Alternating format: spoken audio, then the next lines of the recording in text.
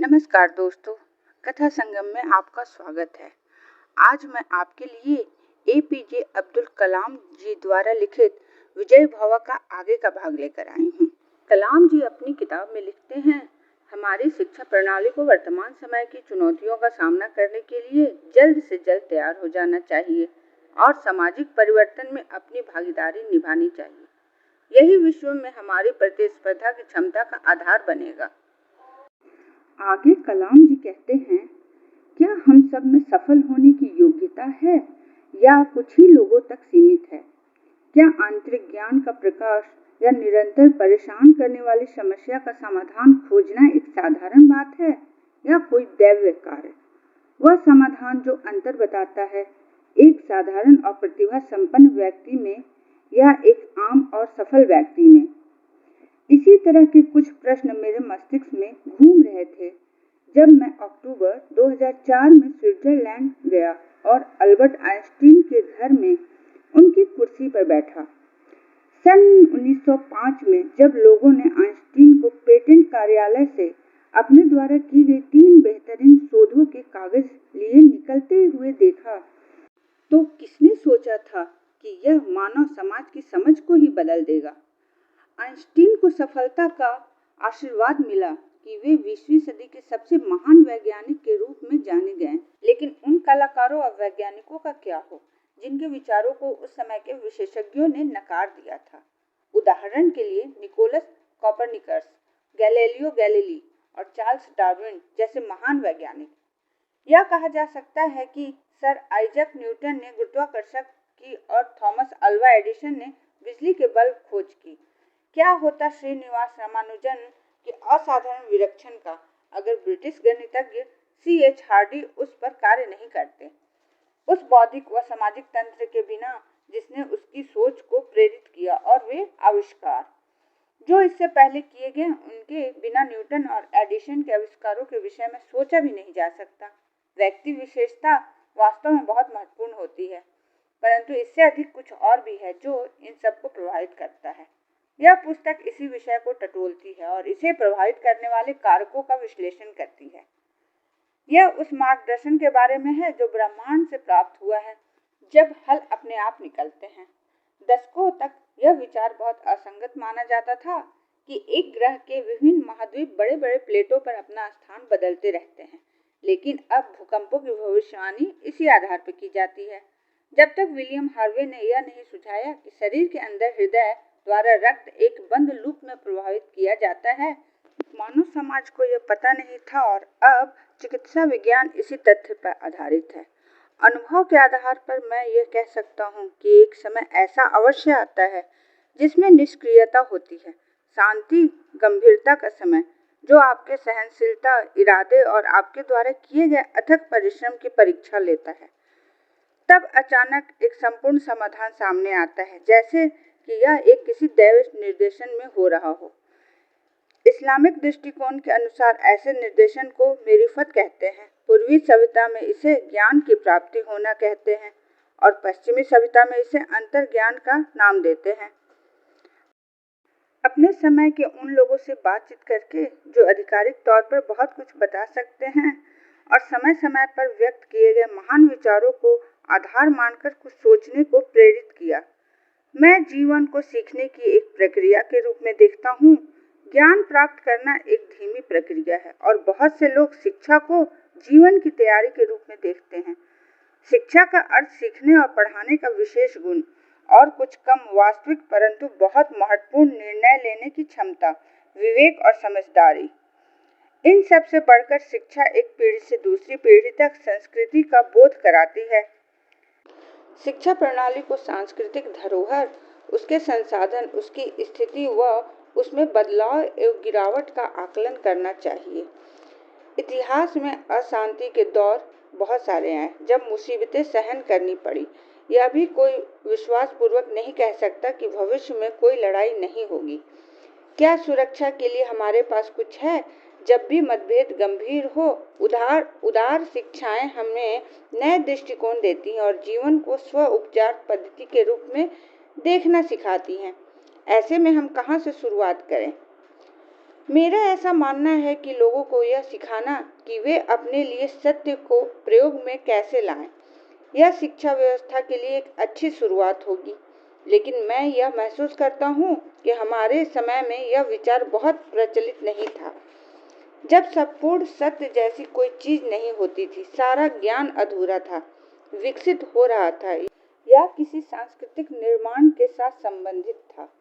जो लोग वास्तविकता को शब्दों में बांधना चाहते हैं, उनकी अज्ञानता विश्वास से परे है। इस पुस्तक के माध्यम से मैं उन लोगों को चेताना चाहता हूँ जो शिक्षा को नियंत्रित तथा निर्देशित कर रहे हैं। इटली के दार्शनिक गियोवानी बटिस्ता विको ने इतिहास बनाने वाली 3 प्रवृत्तियों की पहचान की, साथ ही सभ्यताओं को आकार देने वाली सजा के 3 तरीकों को भी परिभाषित किया। ये 3 प्रवृत्तियां थी: विधाता में विश्वास, माता पिता बनने की महत्ता को पहचानना तथा मृत लोगों को दफनाना। इन तीनों ने धर्म, परिवार व समाधि की परंपराओं को जन्म दिया। 3 सजाएं थी: शर्म, जिज्ञासा तथा कार्य करने की जरूरत। उनका ज्ञान प्राप्त करने में कई पीढ़ियां गुजर गईं। इसमें दुनिया के हर कोने से अनगिनत लोगों का योगदान रहा और यह सब युवा विद्यार्थियों को सौंप दिया जाता है, उनकी विरासत की तरह, जिससे वे उसे ग्रहण कर सके, उसका सम्मान कर सके और उसमें कुछ जोड़कर एक दिन ईमानदारी से यह सब आने वाली पीढ़ियों को सौंप सके। हम तो मर सकते हैं, किंतु सभी के लिए उपयोगी वस्तु खोजकर अमरता प्राप्त कर सकते हैं। अगर हम इसे हमेशा ध्यान में रखें तो जीवन को सही अर्थ दे सकते हैं और दूसरे देशों तथा अन्य युगों के प्रति सही दृष्टिकोण अपना सकते हैं। मेरी आध्यात्मिक जड़ें रामेश्वरम द्वीप के बहुधार्मिक वातावरण में जुड़ी हैं। मेरा बचपन ऐसे स्थान पर बीता जहां मस्जिद की अजान, चर्च की घंटियों की आवाज और मंदिरों का संगीत एक साथ सुनाई देते थे, तीनों साथ साथ में भी और अलग अलग भी। मैं ऐसे द्वीप में रहा हूँ जिसमें सागर, चंद्रमा, समुद्र की चिड़िया, रेत सी तीर्थयात्री, जहाज से सामान उतारने वाले लोग और नारियल के पेड़, सभी का आपस में गहरा संबंध था। जो कुछ मैंने अर्जित किया, जिसके लिए मुझे सराहा गया और पुरस्कृत किया गया, वह मुझे सीखने की प्रक्रिया से ही मिला। बिना उस सब ज्ञान और संसाधन के जो मुझे उपलब्ध थे, मैं यह सोच भी नहीं सकता था कि यह सब मैं सीख पाऊंगा। मैं अपना काम पूरी लगन से करता था। खाली समय की अपेक्षा मैं काम की व्यवस्था में अच्छा महसूस करता था। मेरे काम ने मुझे स्वयं से बड़ी एक संस्था का हिस्सा होने का सुखद अनुभव कराया। लेकिन क्या मैं अपने जीवन को अपने कार्य से परिभाषित कर सकता हूँ? मेरे जीवन में कई निर्णायक मोड़ आए। ये मोड़ वर्षों की कठिनाइयों, शंका और भ्रम के बाद आए। ऐसा नहीं है कि हर बार मेरे परिश्रम को पुरस्कृत किया गया हो या हर बार परेशानियों के बाद सफलता मिली ही हो। ऐसा कुछ ही अवसर है जिनके लिए मैं जाना जाता हूँ। SLV3 अग्नि, विजयन 2020, पोखरण परीक्षण और शायद राष्ट्रपति बनना भी। लेकिन इन सब के पीछे सीखने का एक बहुत बड़ा इतिहास है, जिसमें छोटी छोटी समस्याओं के ढेर मेरे हल निकालना और बहुत सारी असफलताएं भी हैं। यह समझ पाना संभव नहीं है कि जब समस्याओं के हल सामने आते हैं, उस समय एक व्यक्ति के मस्तिष्क में क्या चल रहा होता है। मैं अपने अध्यापकों के प्रति कृतज्ञ हूँ, जिन्होंने मुझे यह धरातल उपलब्ध कराया, जिस पर खड़े होकर मैंने उन सब चीजों का सामना किया जो मेरे मार्ग में आए। सितंबर 2005 में मैं सिक्किम की बौद्ध भिक्षुकों की मठ में गया। बाद में सर तासी नमगयल सीनियर सेकेंडरी स्कूल गंगटोक के विद्यार्थियों से मिला और मॉनेस्ट्री के अध्यक्ष से शिक्षा पर विचार विमर्श किया। मॉनेस्ट्री के अध्यक्ष ने बताया कि कलाम सूत्र में शिक्षा और मानव जीवन के बारे में इस प्रकार उल्लेख किया गया है।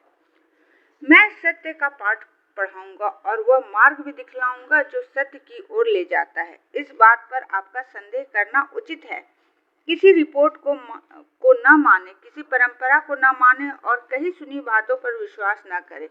मानव जीवन एक तेज बहाव वाली पहाड़ी नदी की तरह है जो दूर से आती है, सब कुछ अपने साथ लिए। ऐसा कोई क्षण नहीं, कोई समय नहीं, कोई पल नहीं जब वह रुकती हो। वह निरंतर बहती रहती है और किसी परिकल्पना पर विश्वास न करें, किंतु अनुभव पर करें। सितंबर 2006 में मैं डिंडिगुल के बेस्टी कॉलेज में फादर लेडिस्लस चिन्नाथुरई से मिलने गया। इन्होंने मुझे तिरुचिरापल्ली के सेंट जोसेफ कॉलेज में भौतिक विज्ञान का विषय पढ़ाया। उन्होंने मुझे बताया कि जैसे कृषि में पौधों का विकास किया जाता है, वैसे ही शिक्षा से व्यक्ति का विकास होता है। जन्म के समय हम बहुत कमजोर होते हैं, हमें ताकत की जरूरत होती है, हम नासमझ होते हैं, हमें निर्णय लेने की क्षमता की जरूरत होती है। जन्म के समय यह सब हमारे पास नहीं होता और हमें जीवन यापन के लिए जो जरूरी होता है वह सब शिक्षा से ही प्राप्त होता है। नमस्कार दोस्तों, अब्दुल कलाम जी के विचारों को इसके अगले भाग में अवश्य सुनिएगा।